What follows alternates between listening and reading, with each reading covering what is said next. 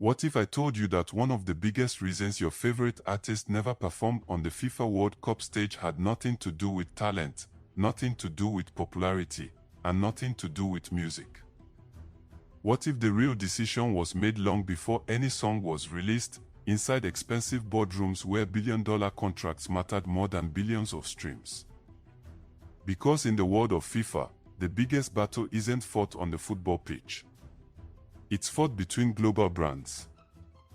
Most people believe that if an artist becomes famous enough, the biggest stages in the world will naturally come calling. It sounds logical. If you can fill stadiums, top global charts, and command millions of fans across continents, surely performing at the FIFA World Cup should be the next step. But that isn't how FIFA works. The FIFA World Cup isn't just the biggest football tournament on earth. It is also one of the most valuable advertising platforms ever created. Every corner of the tournament is protected by companies that spend billions of dollars for one privilege: exclusivity. Think about it. When Adidas pays enormous sums to become FIFA's official sportswear partner, they aren't simply buying advertising space. They are buying the right to be the sportswear brand associated with the tournament. The same applies to official partners like Coca-Cola, Hyundai, and many others. Every performance, every commercial, every promotional campaign has to fit into that carefully controlled business ecosystem. Now imagine an artist who has a massive endorsement deal with Adidas' biggest rival, Nike. Suddenly, things become complicated. Even if that artist is one of the biggest names in the world, bringing them onto the FIFA stage could create a conflict between competing global brands. It's no longer just about music. It's about protecting commercial agreements worth billions. This is where many fans misunderstand how these events are organized. During the build-up to the 2018 FIFA World Cup in Russia, Wizkid's relationship with Nike reached another level. His Starboy merchandise collection became a global success, selling out almost immediately. Around the same period, he was also closely involved in Nike's Super Eagles campaign, helping promote one of Nigeria's most celebrated football jerseys. To fans, this looked like the perfect combination. A global football tournament, Nigeria's biggest music star, a worldwide sportswear giant.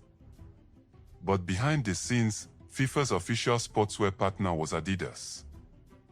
Whether or not that alone determined any performance decisions, it perfectly illustrates the type of commercial complications that exist inside tournaments of this scale.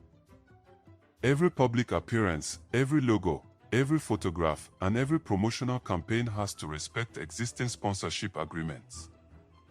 And the business doesn't stop there. Choosing an official World Cup anthem is rarely just about finding the best song. Record labels, music publishers, licensing companies, and corporate partners all become part of the conversation. The rights to use a song globally must be negotiated. The artist's image has to fit the tournament's commercial strategy. Labels like Universal Music, Sony Music, Warner Music, or management companies representing major artists often negotiate these opportunities long before the public ever hears an announcement. By the time fans begin asking why one superstar was chosen over another, most of the important decisions have already been made behind closed doors. In the end, the FIFA World Cup is not only a celebration of football. It is also one of the world's most carefully managed commercial machines, where billion-pound sponsorship deals can quietly shape who gets the microphone just as much as who tops the charts. But what if sponsorship deals weren't the biggest obstacle? What if the real reason was hiding inside the music itself? Because when you compare Wizkid's biggest songs with the kind of music FIFA usually puts on the world's biggest football stage, you begin to notice something surprising. They aren't built for the same mission. Every World Cup anthem has one job: to make an entire stadium move as one. Think about some of the most memorable FIFA songs. They are loud. They are energetic. They have simple choruses that thousands of people can sing together without thinking. Even if you don't know every lyric, you can still join the chant. That's exactly what FIFA wants. A World Cup final can have more than 80,000 fans inside the stadium, with billions more watching around the world. The music has to cut through the noise. It has to create excitement before kickoff, during celebrations, and long after the tournament ends. These songs are designed to unite people from different countries, languages, and cultures in just a few minutes. That's why many official tournament songs follow a familiar formula. Big drums, fast rhythms, powerful choruses, explosive energy. They are less about personal storytelling and more about creating a global moment. Now compare that with Wizkid's music. One of the biggest reasons fans connect with Wizkid is because he rarely sounds like he's trying too hard. His music feels effortless. Albums like Made in Lagos and More Love, Less Ego build their success on smooth melodies, relaxed Afrobeats, soft vocals, and emotional storytelling. Instead of demanding your attention, his songs invite you to settle into them. That calm, confident style has become the Starboy identity. Whether it's Essence, True Love, or many of his other hits, the experience is intimate. It's music for late-night drives, beach parties, rooftop lounges, and quiet moments. It creates a vibe rather than a spectacle. And that's where an interesting question begins to emerge. Can that same musical identity naturally become a World Cup anthem? It's not impossible. Great producers can transform almost any style into something bigger. But doing so often requires compromise. Faster tempos, bigger choruses, simpler lyrics, more dramatic production. In other words, the very things that could make a FIFA anthem successful might also take away the relaxed sound that made Wizkid famous in the first place. For an artist whose brand is built on coolness, restraint, and effortless confidence, chasing a loud, stadium-sized anthem could feel like forcing a square peg into a round hole. Of course, nobody outside Wizkid's camp can say for certain whether he has ever rejected such an opportunity or whether one was even offered. But looking at his career, one thing stands out.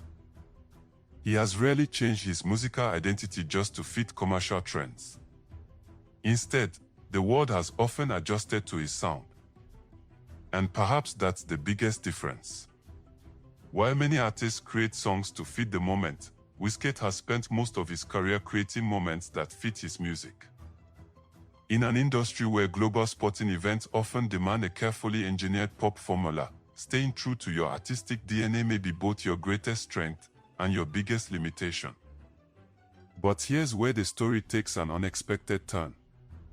If Wizkid wasn't on the FIFA stage, someone else was.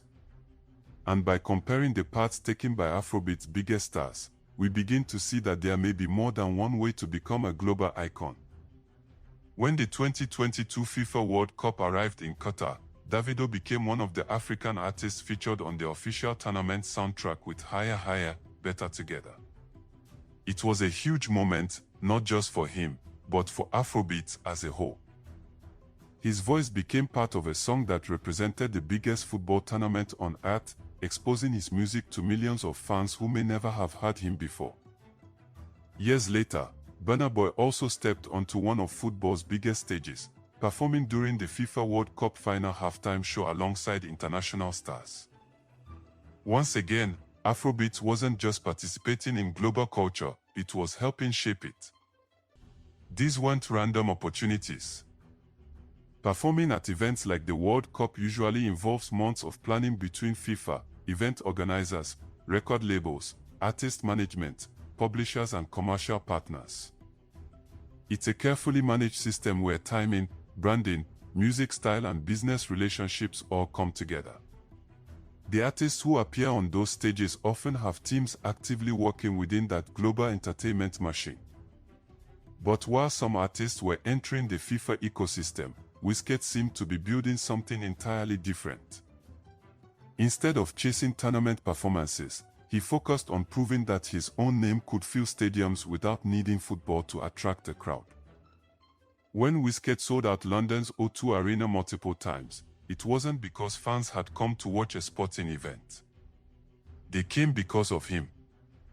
When he performed at Tottenham Hotspur Stadium, tens of thousands bought tickets simply to experience a Wizkid concert. That achievement carries its own kind of power. One part says, stand on the world's biggest stage. The other says, build your own stage so big that the world comes to you. Neither approach is automatically better. They simply represent different ideas of success.